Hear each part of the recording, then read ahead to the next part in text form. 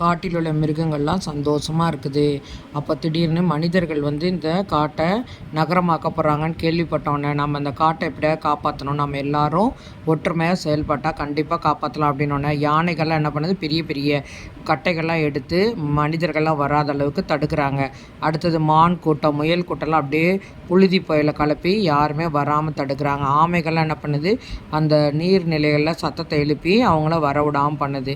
அதே மாதிரி குரங்குகள்லாம் என்ன பண்ணுதுன்னா, நிறைய காய்கள்லாம், பெரிய பெரிய காய்கள்லாம் பறித்து மண்டையில் போடுற மாதிரிலாம் பண்ணுது. பழங்கள் இதெல்லாம் பறித்து மனிதர்களை விரட்டுது.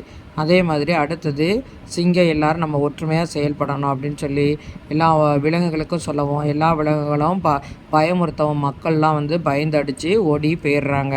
நம்மளை விட்டா போதும் அப்படின்ட்டு போயிடுறாங்க. விலங்குகள்லாம் ஒற்றுமையாக இருக்கிறதுனால காட்டில் எதுவும் செய்ய முடியல. மிருகங்கள்லாம் முந்தி மாதிரியே எப்போவும் சந்தோஷமாக இருந்தாங்க. ஒற்றுமையே பலம்.